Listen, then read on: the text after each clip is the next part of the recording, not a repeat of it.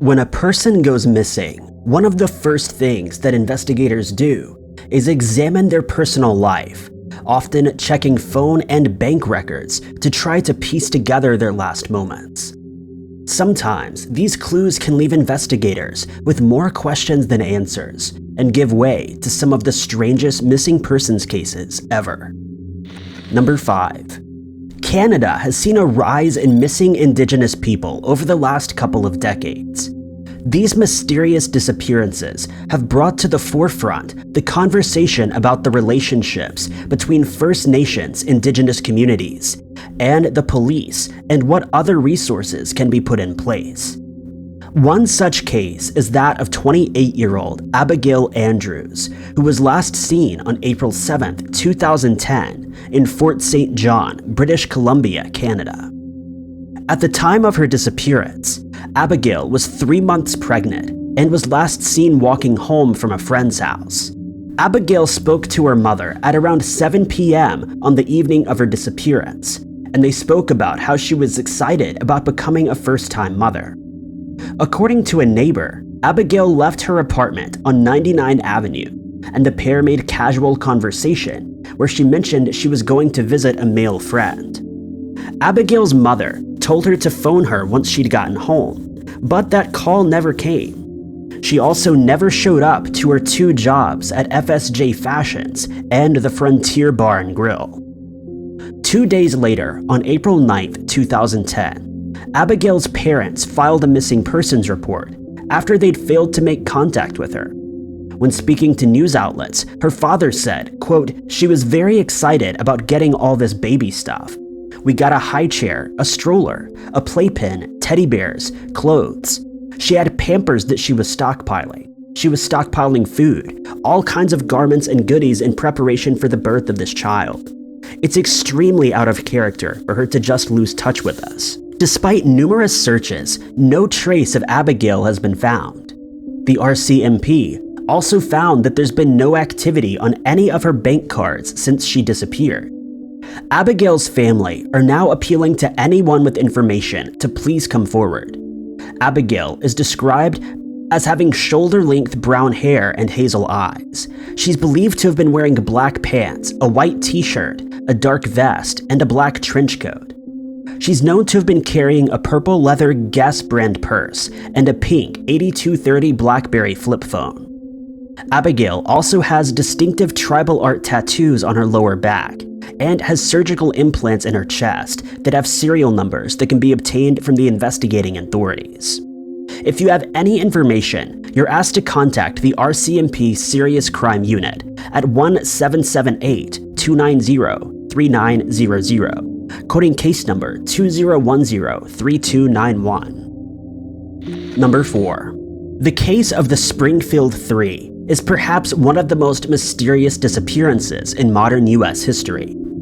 For 28 years, the community of Springfield, Missouri has been left haunted by what could have possibly happened to what they call the Springfield 3. June 6, 1992, was a day of celebration for 19-year-old Susie Streeter and 18-year-old Stacy McCall, as the 2 best friends had just graduated from Kickapoo High School. Following their graduation ceremony, the 2 went to a party to celebrate with their classmates. At around 2:15 a.m., the 2 decided it was time to head home as they planned to visit a water park the next day. Susie and Stacy headed back to the home that Susie shared with her mother, 47-year-old Cheryl Levitt, and this is where the events become blurry. By the next morning, Susie and Stacy's friends hadn't heard from the pair. After calling the house and getting no response, they headed to the water park, thinking that they might already be there. However, Stacy's mother, Janice McCall, was alarmed that she hadn't heard from her daughter since the night before. After placing multiple calls to the home and realizing that none of her friends had heard from her either, Janice got in her car and drove over to Susie and Cheryl's house. As Janice approached the home, she found that the door was unlocked and that a porch light had been smashed. She also found belongings of Susie, Stacy, and Cheryl. Stacy's makeup, clothing, shoes, and jewelry had all been neatly folded and placed on the floor, but there was no sign of Stacy or Susie or Cheryl. When speaking to newspapers years later, Janice said, quote, "I kept going through my head, so I called my husband, Stu. I knew something was very wrong." The three women had seemingly vanished into thin air. The Charlie Project also noted that Cheryl and Susie's cigarettes and lighters were still in the home, and that friends and family commented that they would never have left home without them. It also mentions that Cheryl's glasses were found on her bedstand and that her book had been turned over, indicating that she may have been interrupted while she was reading. All of their cars were still parked outside of the home, indicating that they hadn't gone to the water park after all. Janice called the police to report the three women missing, and an official investigation was opened. Sadly, the only piece of physical evidence, the smashed porch light, had been cleaned up before police were able to examine it. The police also noted in their report that at least 20 people had visited the crime scene. As the investigation went on, police failed to uncover any clues as to their whereabouts. In 1996, 5 years after the women vanished, Robert Craig Cox, a convicted kidnapper, was interviewed by police after he claimed to have information about the case. Cox only revealed that he knew the three women were deceased but did not divulge any additional information.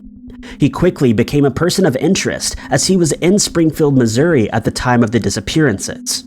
However, without any evidence or a confession, police were unable to move forward with a conviction. It's now been 28 years since the three mysteriously disappeared. In an interview with KY3, Janice McCall said, quote, "I expected her home that night, the next day, maybe a couple of days afterward. Never in my wildest imagination did I ever think that it would be 25 years later and I would be saying Stacy is still missing." If you have any information, you're urged to contact the Springfield Police Department at 417-864-1810. Number 3. 22-year-old Angelia Hilbert was last seen on June 3, 1989, as she left the Gulf service station where she worked, located on Bardstown Road in Louisville, Kentucky, never to be seen again. Angelia was due to move to Owensboro, Kentucky, which is where her parents were moving to. Some reports state that Angelia was either pregnant or possibly pregnant at the time of her disappearance. She was last seen on June 3, 1989, but was not reported missing until June 16, 1989, after she failed to arrive in Owensboro.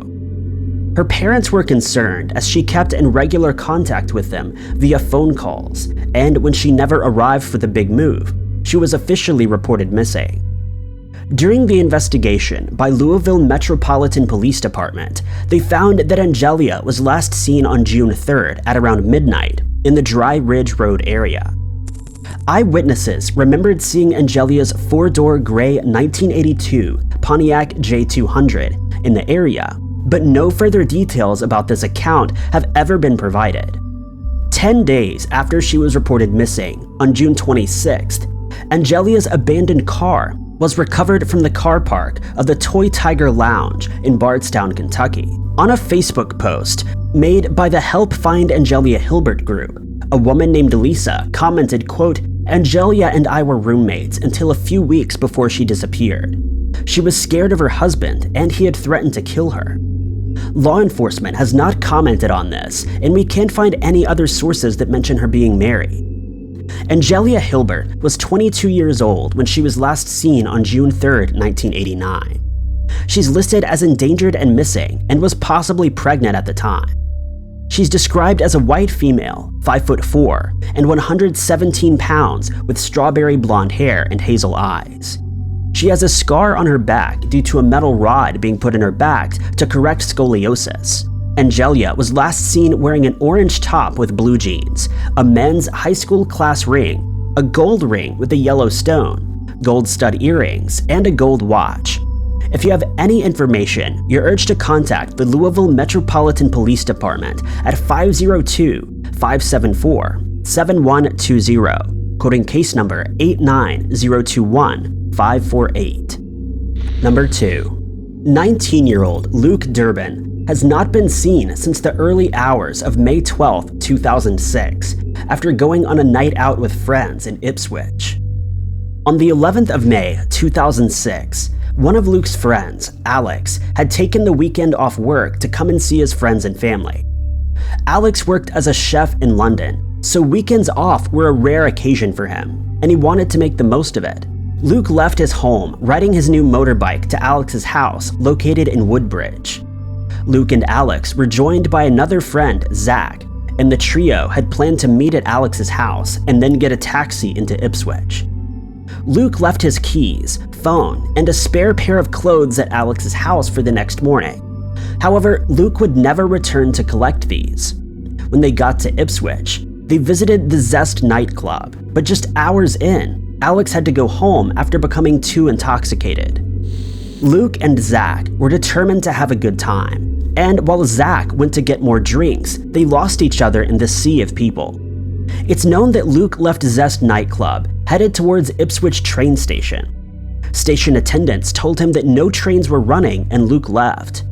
The station attendants who spoke to Luke told police that they'd seen him between 2 a.m. and 3 a.m. The next sighting of the 19-year-old was at 3:45 a.m. when he was spotted on CCTV cameras walking towards a taxi rank.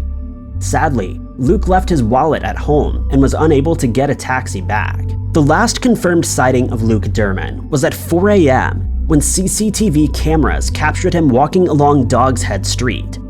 Luke was seen crossing the road and heading towards the bus station, and after this, Luke was never seen again. Shortly after Luke had crossed the road, the CCTV cameras captured a silver or white Volvo 440 that was driving with fake plates. During their investigation, police attempted to track this vehicle down. However, 15 years later, they're still looking for it. When Luke didn't return home the next day, Luke's mother, Nikki, called his friends and workplace to see if he was there.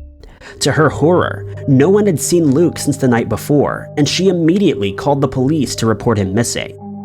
Suffolk police launched an investigation into Luke's disappearance and were immediately met with alleged sightings and rumors about his personal life. In the weeks after Luke's disappearance, newspapers ran stories about how Luke owed money or speculated that he had run away to start a new life. These comments are of course only speculation, and Suffolk police are remaining tight-lipped about one of the most bizarre disappearances in UK history. Luke Durban was 19 years old at the time of his disappearance and would be 34 years old today. He's described as a white male, 5'10", with a tall, slim build, dark brown hair and blue eyes. He was last seen wearing a black and gray long-sleeve collared shirt and a purple and gray White Stuff brand sweatshirt. If you have any information, you're asked to contact the Suffolk Police at 01473 613 513. Number 1. 74-year-old property investigator Klaus Peter Frederick Schreiber was last seen in the 1400 block of Phillip Street in New Orleans, Louisiana, on May 24, 2015. Klaus Peter was headed towards the New Orleans airport, and according to the missing persons report, he spoke with a family member in person about his upcoming flight to Ireland, and his plans for his trip shortly before leaving the airport. Klaus Peter never made it to New Orleans airport, and never made it onto his flight. After his family discovered that he'd not made it onto his flight, they contacted the police and reported him missing. 4 months after he was reported missing, his black 2009 Mercedes S50 was found abandoned in the long-term car park across the road from the airport. The details of Klaus Peter's disappearance are incredibly sparse, only adding to the mystery. What we do know is that 8 months after his car was found abandoned, a homeless man handed over Klaus Peter's briefcase to a volunteer at a homeless shelter. Inside the briefcase, police found cash and checks, but no clues as to where Klaus Peter could be. The New Orleans Police Department are playing their cards close to their chest, and since his mysterious disappearance, there have been few details that have emerged. According to court documents, Klaus Peter and his wife had been involved in the sale of a property that unfortunately turned sour. An excerpt of the court document reads, quote, "In February of 2002, Creole Gardens filed a petition for damages. The petition alleged the Schreibers breached the purchase agreement's warranty against any existing governmental violations on the property, specifying the fire code violation. It's unknown whether this has any connection to his disappearance, though.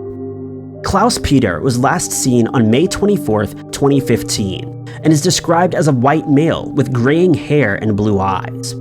He's 5'9" to 5'11", and 175 to 240 pounds. He was last seen wearing a button-down shirt, blue jeans, brown penny loafers, and a gold wedding ring. Peters has distinguishing characteristics of pockmarks on his forehead and a scar on the left side of his cheek. If you have any information about the mysterious disappearance of Klaus Peters, you're asked to contact the New Orleans Police Department at 504-658-6060. Thank you guys so much for watching.